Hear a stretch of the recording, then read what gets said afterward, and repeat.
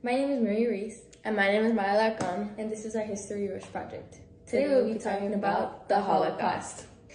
In order to talk about the Holocaust, we need to start with the man that initiated everything, Adolf Hitler.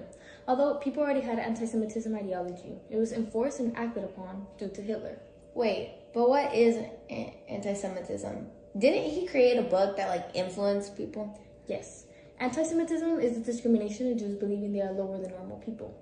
And yes, he created the Mein Kampf, which was a book revealed his Aryan supremacy ideas and the hatred for Jews and those who were different. Wait, but what is Aryan supremacy?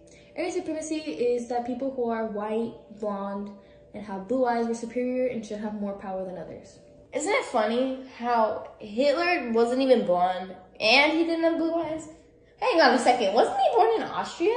Wait, does that make him German? Well, due to his great speaking skills, he had a lot of popularity. He gained a lot of crowd, and a lot of people followed him and his philosophy, even though he himself did not fit into the standards. Hitler had a lot of power because didn't he influence people to riot buildings and stuff?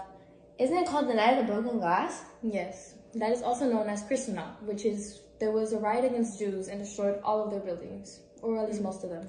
How did people let that happen? Well, before that, the Nuremberg laws were enacted in 1935, which basically meant that Jews were deprived of their rights. They couldn't marry, they couldn't do anything, they couldn't own businesses, and that is why these riots were able to occur. But what did they do exactly? Well, Nazi leaders actively coordinated riots with Adolf Hitler's support. They set fire to hundreds of synagogues. They destroyed, as well as vandalized, thousands of Jews-owned businesses. How can Nazis tell who were Jews, though? Did they just look at someone and be like, oh yeah, that's a Jew?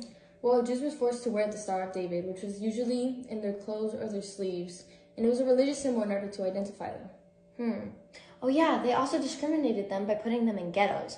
What were ghettos like? Were they little cozy hotels? No, ghettos were urban areas occupied mainly by a majority group, like Jews, and they were filthy and crowded because there were so many people compressed into one area.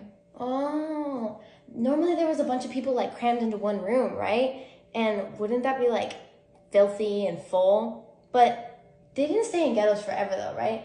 They were then taken onto trains. They were also crammed in, and that would make a lot of diseases, and it would make it very deadly. And then after that, they were taken to concentration camps where they were forced into labor. Also, the concentration camps happened after the Night of the Broken Glass because many Jews were arrested. Well, there are many types of camps for different reasons, like the forced labor camps, the transit camps, the prison of war camp. Well, what about the killing centers? Weren't they also considered camps?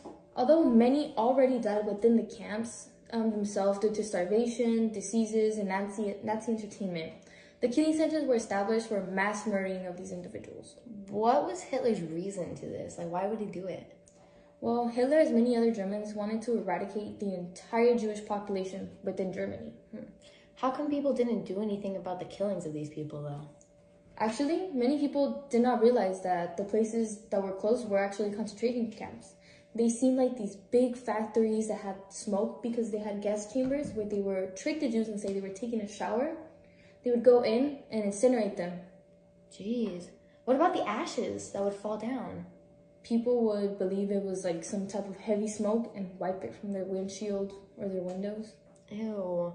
So basically, concentration camps had three main purposes, right? Yeah. So imprison who were thought to be real or who were really actually enemies of the state, or they were forced prisoners to do labor, or they caused the extinction of the Jews. Yes. I feel bad for the survivors. How many people died? Well, approximately 3 million Jews died in these death camps, and approximately 6 million victims were killed throughout the entire Holocaust, which lasted from 1933 to 1945. What happened to the survivors? Some countries like the US, the Dominican Republic, and Bolivia admitted Jew immigrants. But even then, it was very limited how many they took. They also immigrated to Palestine, which was led to the creation of Israel, right? Yeah, the immigration to Palestine remained severely limited until the establishment of the State of Israel. With this establishment, Jewish refugees began streaming into that new sovereign state. Approximately some 140,000 Holocaust survivors entered Israel during the next few years. Dang. Just to make sure that everybody understands what the Holocaust really is, let's do a recap of everything. So Hitler began the Holocaust in the beginning of World War II.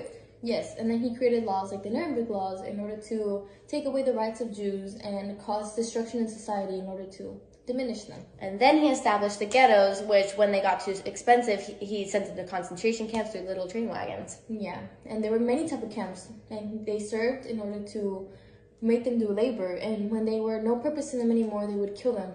So after the Jews were liberated, in order to provide a safe space for them, they created Israel so that so many other countries wouldn't be so shocked about the immigration that was coming by Jews. Yes. And that was our video. Yeah, thank you so much for watching.